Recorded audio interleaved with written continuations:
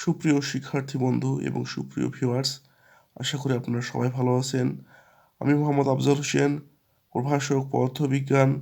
আমি তরঙ্গ নিয়ে আলোচনা করতেছি কয়েকদিন থেকে। তরঙ্গের বিভিন্ন রাশি, তরঙ্গ সম্পর্কিত বিভিন্ন ঘটনা, তথ্য ইত্যাদি উপস্থাপন করতেছি। আপনারা আমার চ্যানেলকে সাবস্ক্রাইব করবেন। আমি কথা দিচ্ছি আপনাদের, আমি অনেক সহজভাবে বিষয়গুলোকে তুলে ধরব। আশা করি আপনারা আমার সঙ্গে থাকবেন, সেজন্য আমার চ্যানেলটাকে অবশ্যই সাবস্ক্রাইব করবেন। এখন আমি যেটা শেখাবো সেটা হচ্ছে কম্পাঙ্ক ও পর্যায়কালের মধ্যে সম্পর্ক। পর্যায়কাল কাকে বলে? যদি আমরা সহজভাবে বলতে চাই যে একটা পর্যায় সম্পূর্ণ করতে তরঙ্গে যে সময় লাগে তাকে পর্যায়কাল বলে। পর্যায়কালকে দোলনকালও বলা যায়।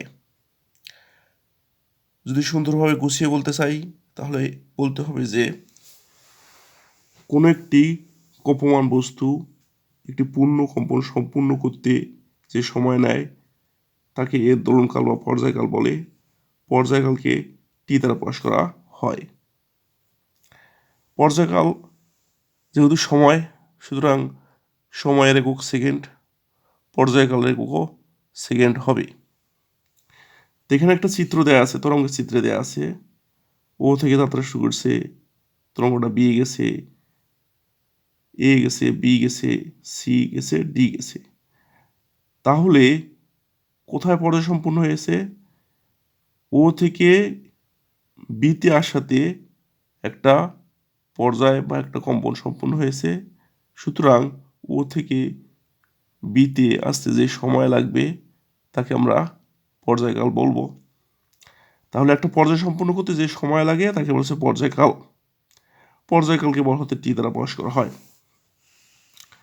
যেহেতু এটা পর্যায়কাল এবং কম্পাঙ্কের মধ্যে সম্পর্ক, সুতরাং আমাকে পর্যায়কাল এবং কম্পাঙ্কের যে সংজ্ঞা সেটা অনেক ভালোভাবে বুঝতে হবে।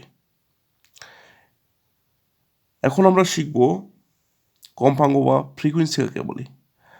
আমি যদি সহজ ভাষায় বলি যে প্রতি সেকেন্ডে যতগুলো পূর্ণ পর্যায় সম্পূর্ণ করে তাকে বলা হচ্ছে কম্পাঙ্ক।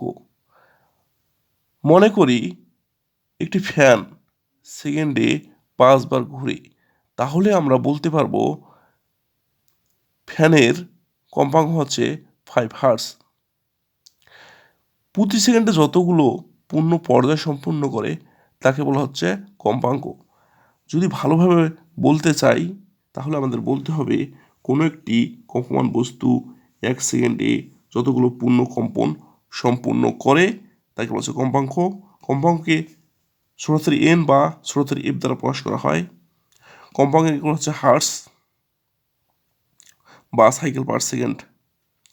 এখন আমরা যেটি সম্পর্কটা সহজভাবে বাইর করব, এখানে আমরা দেখতে পাচ্ছি যে চিত্রে ও থেকে বিতে আসছে তরঙ্গটা, ও থেকে তরঙ্গটা যখন বি আসবে তখন যে সময়টা লাগবে তখন কিন্তু তাকে আমরা পর্যায়কাল পড়াতে টি বলতেছি।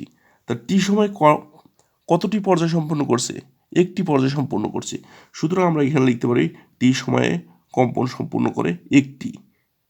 তাহলে একক সময়ে কম্পন সম্পূর্ণ করে 1/t। একক সময়ে যতগুলো কম্পন সম্পূর্ণ করে তাকে বলা হচ্ছে কম্পাঙ্ক। সুতরাং আমরা কম্পাঙ্ক এফ ইকুয়াল লিখতে পারি 1/t। এখানে এফ হচ্ছে কম্পাঙ্ক, অর্থাৎ টি হচ্ছে পর্যায়কাল। তাহলে আমরা সম্পর্কটা কি পাইলাম? তাহলে সম্পর্কটা পাইলাম এফ ইকুয়াল 1/t। এটাকে আবার এভাবেও লেখা যায়। কীভাবে লেখা যায়? এফ টি সমান সমান 1। আশা করি আপনারা বুঝতে পারছেন আমার কথাগুলো। আমার ভিডিওটা বারবার দেখবেন, কোনো কনফিউশন থাকবে না। আবারও আপনাদের বলতেছি, আমি অনেক সহজভাবে ভিডিওগুলো উপস্থাপন করার চেষ্টা করতেছি। আপনারা আমাকে উৎসাহ দেওয়ার জন্য আমার চ্যানেলটাকে অবশ্যই সাবস্ক্রাইব করবেন, এই আশা ব্যক্ত করে আজকে শেষ করলাম।